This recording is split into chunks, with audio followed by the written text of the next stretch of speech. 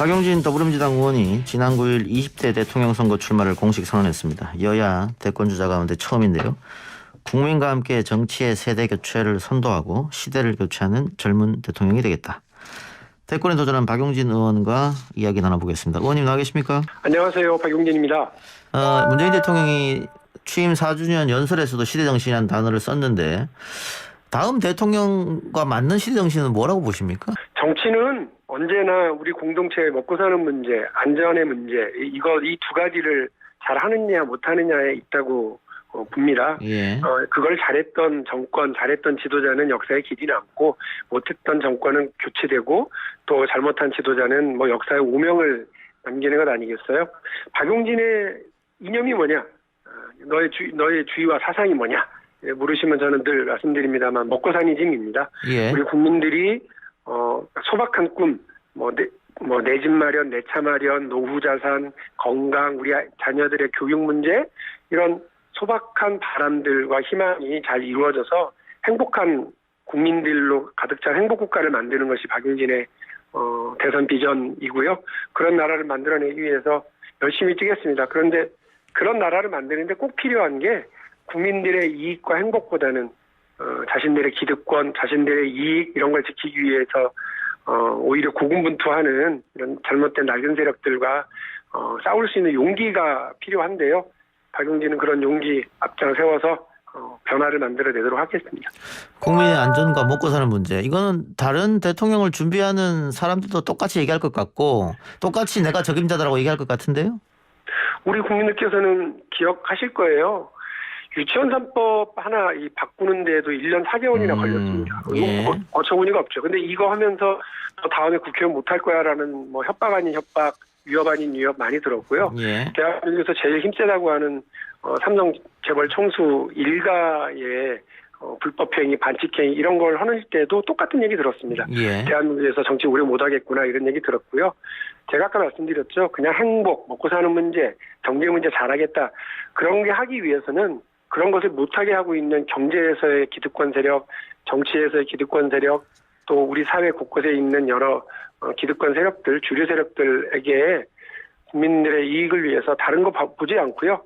원칙대로 이렇게 밀고 나갈 수 있는 용기와 소신이 되게 중요한데 젊은 정치인 박용진이 그러한 용기와 소신을 그동안 국민들한테 보여줬다고 생각합니다. 아직 예.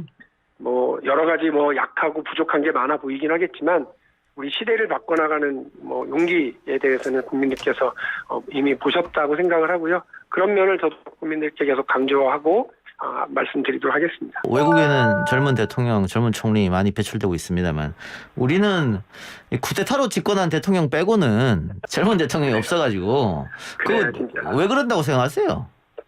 정치에서 제일 중요한 건 사실 정당이 사람을 키우고 교육하고 발굴하는 역할을 하는 거거든요.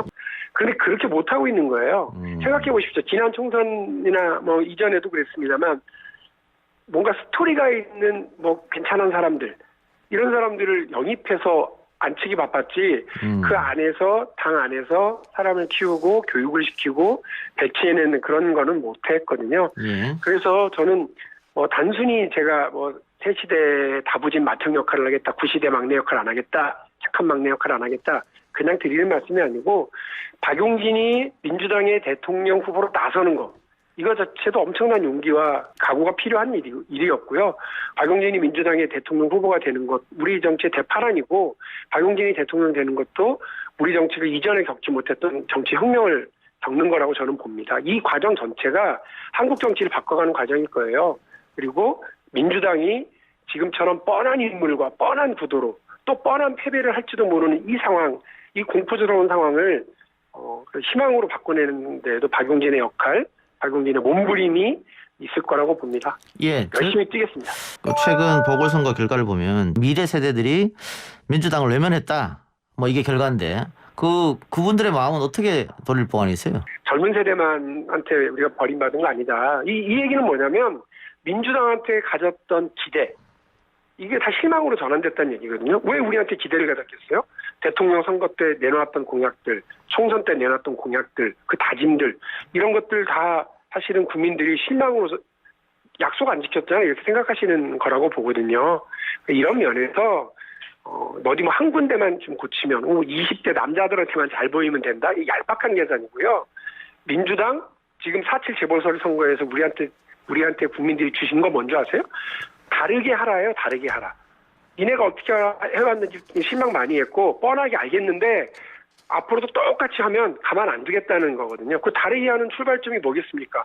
아까 말씀드린 뻔한 인물, 뻔한 구도가 아니라 새로운 인물, 새로운 비전, 새로운 각오로 이렇게 국민들 앞에 대통령 선거를 준비해 나가야 되는 것 아니겠어요? 안 그러면 저는 이번 대통령 선거도 정말 힘들어질 거라고 하는 우리의 우울한 예측이 맞을 거라고 보거든요. 정권 재창출하고 우리가 문재인 정부의 성공 이어가고 이렇게 하려면 저는 민주당 다르게 해야 된다고 봅니다. 그 다름의 출발에 박용진이 서겠습니다. 부동산 정책은 만일 의원님이 후보가 되면 어떻게 가져갈 생각이십니까?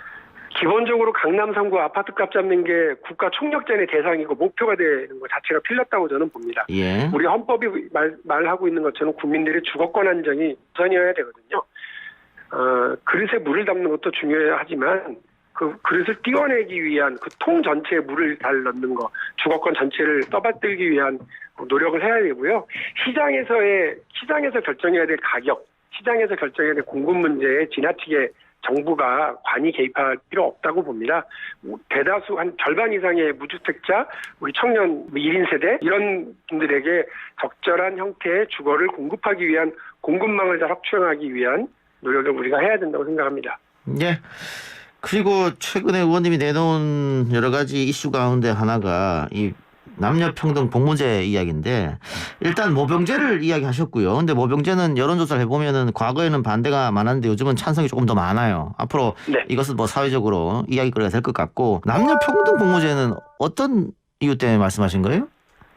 일단 분명히 말씀드려야 될 건 이제 20대 남성을 겨냥한 얄팍한 기획 이런 거 아니고요. 이미 2019년 5월 달부터 그 기획을 가지고서 토론도 하고 공부도 하기 시작했고 최근 작년 11월에 썼으니까 4.7 재보선 결과와는 전혀 무관하다. 예. 말씀드리고 두 번째로 저는 모병제에 반대하는 이유 중에 가장 큰 이유가 뭐였냐면 사람들이 보수적인 분들이 특히나 남북 대치 상황에서 한반도 주변의 군사 안보와 관련해서 모병제로 전환하면 불안하지 않느냐 이런 것들이 있었습니다. 그래서 저는 모병제로 전환해서 정예 강군화 한다. 플러스 이 모병제를 뒷받침하는 강력한 예비군 제도가 필요한데 우리 헌법에서 얘기하는 것처럼 모든 국민은 법률이 정한 바대로 국방의 의무를 진다인데 법률에서 남성만으로 되어 있어요. 그런데 40일 정도에서 100일 정도의 기초군사 훈련을 모든 국민들이 받고 유사시에 다 정예부대로 이렇게 개편될 수 있도록 만들어내고 그것으로 우리 내 지역을 지키고 우리 나라를 지키는 이런 예비군 제도를 구축하는 것이 모병제 도입에 따른 군사 안보 공백 우려를 충분히 뒷받침할 수 있다고 생각을 합니다. 이미 그렇게 해서 운영하고 있는 나라들도 많기 때문에 함께 테이블에 올려놓고 논의해 나가야 된다. 그리고 국방부는 더 이상 제발 좀 사회적 합의가 필요하다는 얘기 입으로만 그렇게 하지 마시고 한 해 50조나 우리 혈세를 쓰시면서 국방부에서 왜 모병제 전환과 관련된 기본적인 준비도 안 하고 계시고 논의도 안 하고 있냐. 모병제를 하게 되면 가난한 사람만 가지 않겠느냐 군대를 그런 이야기가 있어요? 제 공약에 그렇게 되어 있습니다. 그 100대 기업의 초봉 연봉 수준. 예. 물론 좋은 일자리로 만들면 오히려 엘리트들만 갈까봐 오히려 걱정이 될 거예요. 그러니까 그리고 만일에 전쟁이 난다. 그러면 가난한 사람들의 아이들만 죽는다? 아니 그런 거 없습니다. 왜? 아까 말씀드렸죠. 모든 국민들이 다 예비군으로 편제돼서 전투태세 다 들어갈 거기 때문에 모병제로 하면 가난한 사람만 간다. 모병제로 하면 전쟁 예방 효과가 오히려 없어진다라고 하는 부자의 아들, 국회의원의 아들들도 군대 가서 있기 때문에 그 불안해서 전쟁 못한다. 이런 우려도 있던데 오히려 온 국민이 다 나서서 이 평등 복무제도를 통해서 강력한 예비군제도 모병제로 정예강군화되기 때문에 저는 그런 우려들은 다 씻어낼 수 있다고 보고 논의를 이제 시작하자는 겁니다. 대통령 선거 기간이 누가 더 국회의원 숫자 많이 모았냐, 누가 더 국회의원들 개파의 지원을 받느냐 이게 아니라 그 모병제에 대해서 국민 자산 형성에 대해서 부동산에 대해서 그다음에 국방 안보와 관련된 여러 가지 사안에 대해서 누가 더 잘 준비됐는지 봐야 될 거 아니에요. 알겠습니다. 논쟁을 시작하겠습니다. 그 논쟁에 모든 국회 정치인들이 대통령 후보들이 다 빨리빨리 좀 올라와 주시길 기대하겠습니다. 예, 끝으로 전재수 의원이 불 붙였다가 약간 사그라지는 것 같더니 오늘 김종민 의원이 다시 들고 나왔습니다. 경선 연기론.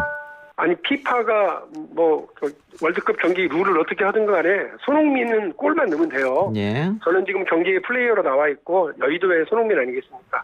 왼발 오른발 다 쓰고 운동장 넓게 써서 정권 재창출이라고 하는 대선 승리라고 하는 골을 넣도록 하겠습니다. 박용진에 대한 응원 많이 좀 해주시고요. 저는 그 경선 연기론 이거보다는 오히려 지금 저 시행규칙을 고쳐서라도 컷오프 이전에 우리 국민들 앞에서 들썩들썩한 경선 5번, 6번 방송 토론해서 컷오프 이전에부터 우리 예비 후보자들이 누가 더 준비 잘 된 대통령 후보인지 국민의 행복을 위해서 누가 더 능력이 있어 보이는지 이렇게 예. 경선, 경연, 경쟁 이런 거 한번 들썩들썩하게 해봤으면 좋겠고요. 예. 그걸 오히려 당 지도부에 요구를 하겠습니다. 알겠습니다.